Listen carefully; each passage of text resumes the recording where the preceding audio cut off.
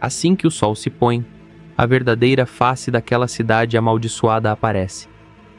Basta um erro para que elas invadam a casa e massacrem todos de forma brutal. Pouco antes do pôr do sol, um ônibus cheio de passageiros chega à entrada da cidade.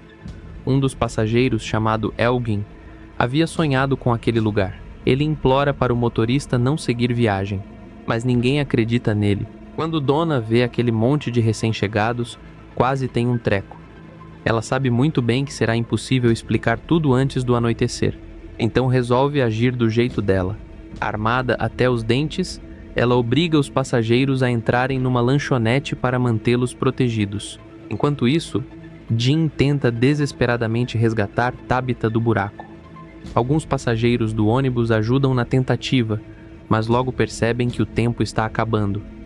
A noite se aproxima, e quando a noite chega, os monstros também chegam. Os recém-chegados que escaparam são caçados pelas ruas. Várias pessoas acabam morrendo, incluindo o simpático barman da cidade. Nos túneis subterrâneos, Victor continua guiando Tabitha. Durante o percurso, ela descobre que aquele lugar é realmente a toca dos monstros. Durante o dia, eles dormem ali, imóveis, silenciosos, esperando a próxima noite. Em determinado momento, Tabitha encontra algo ainda mais perturbador.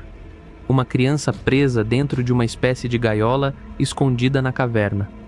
Depois de muito caminhar, os dois finalmente conseguem alcançar a superfície e se refugiam no esconderijo secreto de Victor. Enquanto isso, Boyd continua preso no fundo do poço. Quando tudo parece perdido, uma corda cai do alto. O xerife sobe rapidamente e encontra um velho extremamente debilitado, acorrentado à parede de uma construção estranha.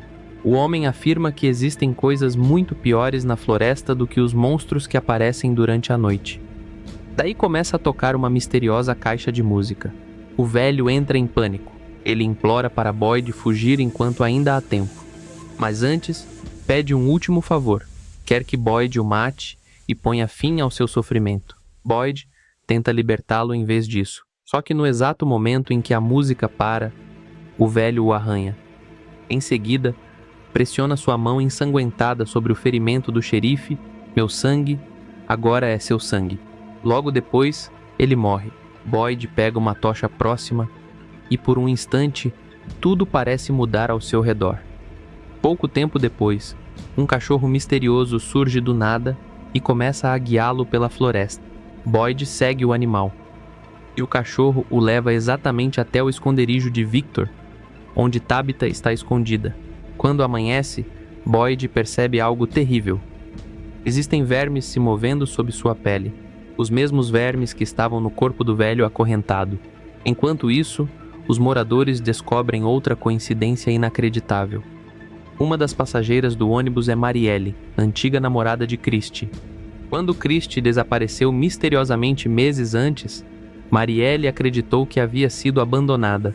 A tristeza foi tão grande que ela acabou entrando numa espiral de autodestruição e começou a usar substâncias ilegais. Agora, as duas se reencontram naquele lugar impossível. Mais tarde, Marielle chega a roubar medicamentos da clínica, mas depois decide tentar largar os vícios. Ao mesmo tempo, Jade continua investigando o símbolo misterioso que aparece em suas visões. Convencido de que Victor conhece a verdade, ele tenta conversar com o homem.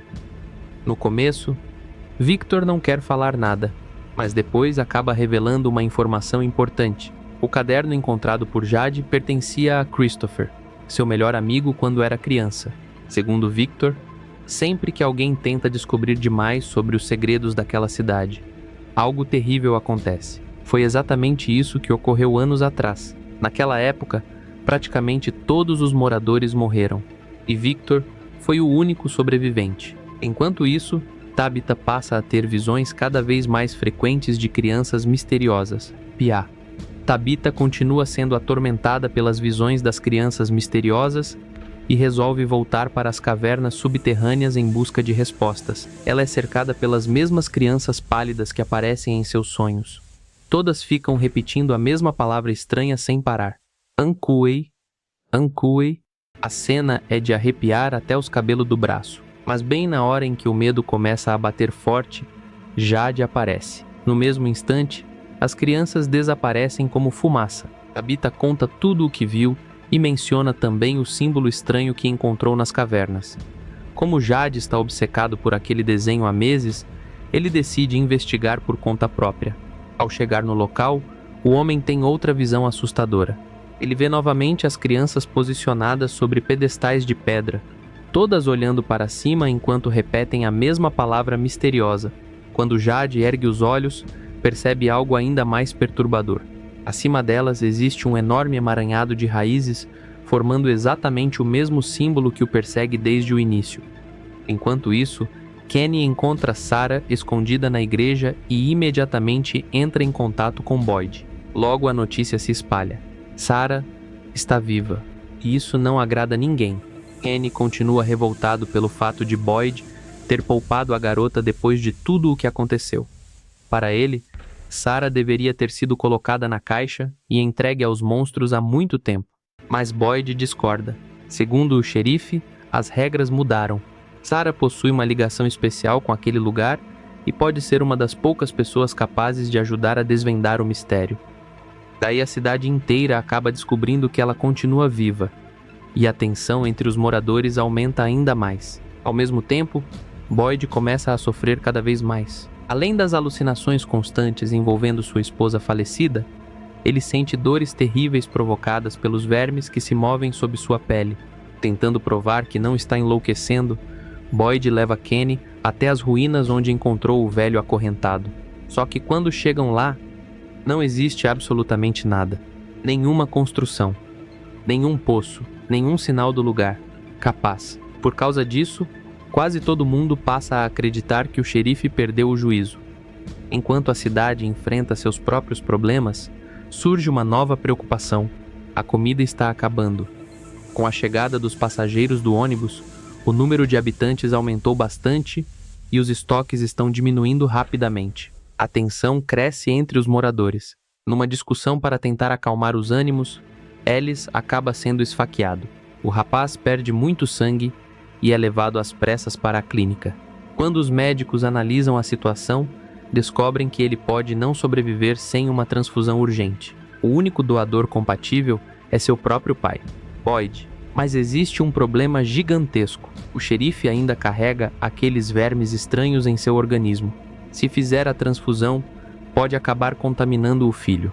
Mais uma vez, ninguém acredita na história dos parasitas. Só que dessa vez, os vermes aparecem diante de todos, movendo-se sob a pele de Boyd. Daí ninguém consegue mais negar.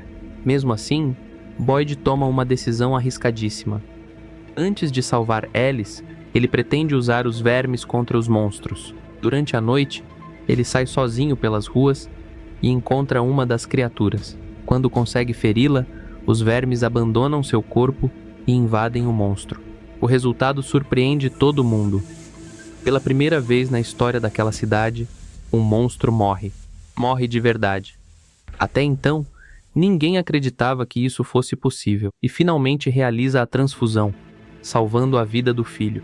Enquanto a cidade tenta entender como aquilo aconteceu, outra notícia inesperada surge.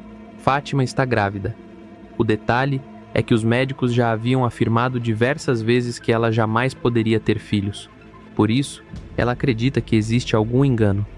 Mas Donna pensa diferente. Segundo ela, aquele lugar impossível já provou inúmeras vezes que desafia todas as leis da realidade. Ellis descobre que será pai e recebe a notícia com enorme felicidade. Enquanto isso, os moradores realizam uma autópsia no monstro morto. A expectativa é descobrir como os vermes conseguiram matá-lo, mas o que encontram é ainda mais estranho. Os monstros praticamente não possuem sangue. Seus órgãos estão completamente ressecados, como se estivessem mortos há décadas. A única substância encontrada dentro deles é uma espécie de bile.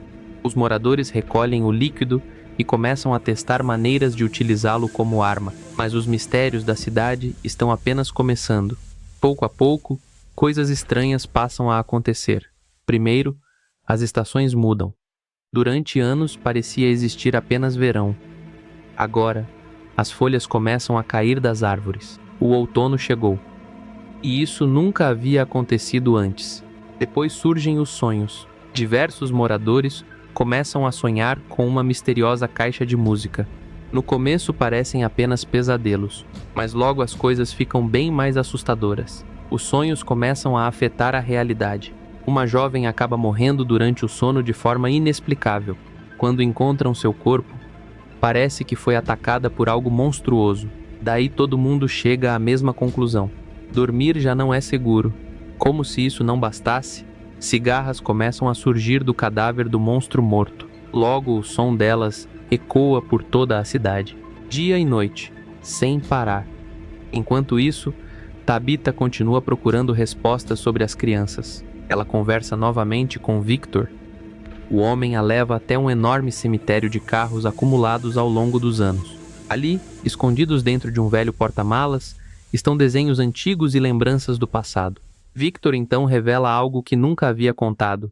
Quando era criança, tinha uma irmã. No dia em que todos os moradores morreram, ela desapareceu. Segundo suas lembranças, a mãe deles acreditava que existia uma forma de salvar todo mundo. Ela partiu em direção a uma misteriosa torre para libertar as crianças que estavam presas. Victor acredita que aquela decisão estava ligada à tragédia que aconteceu depois. Ao ouvir isso, Tabitha fica chocada. Afinal, ela também viu a mesma torre em seus sonhos. E não é qualquer torre.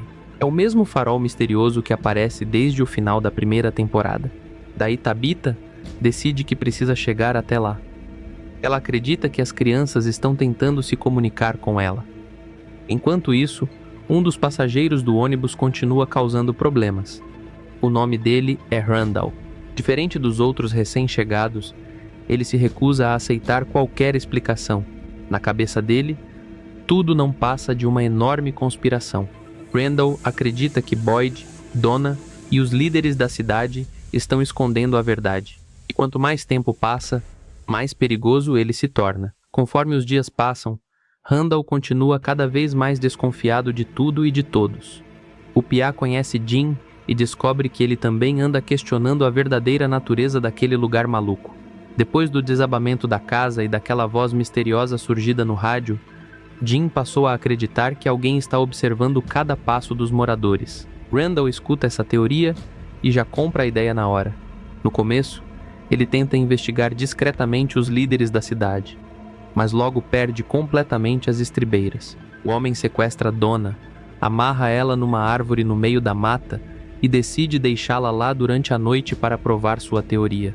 Na cabeça dele, se tudo for uma farsa, nada acontecerá. Só que Boyd descobre o plano e corre para impedir aquela loucura. Como o sol já está se pondo, Boyd, Jim, Donna e Randall acabam se refugiando juntos dentro de um trailer tombado. A situação já está tensa quando Boyd resolve testar as balas que havia preparado usando a bile retirada do monstro morto. O resultado? Nada. As balas não funcionam. Daí a coisa piora.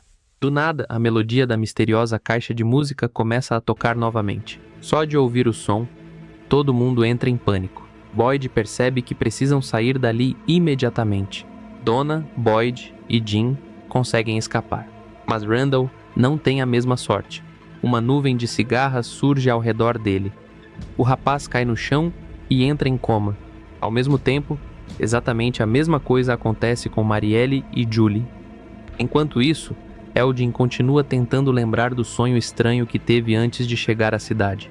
Tudo parece familiar, como se ele já tivesse visto aquele lugar antes, mas as lembranças continuam embaralhadas. Segundo Elgin, o menino de branco dizia: "Lá vem eles, vem para 3, a menos que você pare a melodia." Daí tudo começa a fazer sentido. Boyd conclui que, quando transferiu os vermes para o monstro, acabou libertando alguma entidade ainda mais perigosa. Uma criatura capaz de atacar pessoas enquanto elas dormem. Agora ela está atrás de 3 vítimas: Randall, Marielle, Julie. O único jeito de salvá-los é encontrar e destruir a misteriosa caixa de música. O problema é que ninguém sabe onde ela está. Enquanto isso, Sarah decide ajudar. Determinada a compensar os erros do passado, ela convence Boyd a levá-la até a floresta. Os dois retornam ao prédio em ruínas onde o xerife encontrou o velho acorrentado. Assim que chegam, Sarah começa a ouvir coisas. Ela escuta os gritos de Randall, Marielle e Julie. Também consegue ouvir a melodia da caixa. Por alguns instantes, parece que encontraram o local certo, mas logo percebem que a caixa não está ali. Sem pistas e sem respostas, os dois acabam voltando para a cidade. Enquanto isso, Alice percebe que Fátima está cada vez mais abalada pelos acontecimentos recentes. Ela parece cansada, desanimada. Alice pede Fátima em casamento. Mesmo em meio ao caos, os dois realizam uma cerimônia simples cercados pelos amigos. Durante os discursos, algo desperta na mente de Boyd. De repente, ele entende como voltar ao lugar onde encontrou o velho. O xerife pega a tocha que trouxe das ruínas. Quando a acende, algo extraordinário acontece. A chama funciona como uma chave. Boyd atravessa a passagem e desta vez encontra Randall, Marielle e Julie presos por correntes na parede. Os três permanecem inconscientes. Enquanto tenta libertá-los, a melodia da caixa volta a tocar. Da escuridão surge uma entidade assumindo a aparência da esposa falecida de Boyd. A criatura tenta convencê-lo a desistir. Segundo ela, destruir a caixa não resolverá nada. A entidade explica que aquele lugar não se alimenta apenas do sofrimento. Segundo a criatura, se Boyd destruir a caixa, estará apenas prolongando o sofrimento de todos. Mas o xerife já está cansado de ouvir ameaças. Sem pensar duas vezes, ele quebra a caixa de música. No mesmo instante, tudo para. E Randall, Marielle e Julie finalmente despertam. A cidade parece respirar aliviada. Mas enquanto isso acontece, Tabitha segue sua própria jornada. Ela pede para Victor ajudá-la a encontrar o misterioso farol. Victor não sabe exatamente onde ele fica, mas conhece um caminho. Ele leva Tabitha até a árvore coberta de garrafas que Boyd encontrou anteriormente. Ali existe um buraco no tronco. Segundo Victor, aquela passagem conduz diretamente até a torre. E pela primeira vez, ele está certo. Tabitha atravessa a árvore e surge perto do farol. Depois de uma longa subida, finalmente alcança o topo. É então que o menino de branco aparece novamente. O garoto se aproxima, pede desculpas e empurra Tabitha. Capaz, guri. A mulher despenca lá de cima. Dias depois, ela acorda em um hospital. Pela janela, vê carros, pessoas e uma cidade normal. Tudo indica que conseguiu escapar daquele lugar amaldiçoado. Pela primeira vez, alguém encontrou uma saída.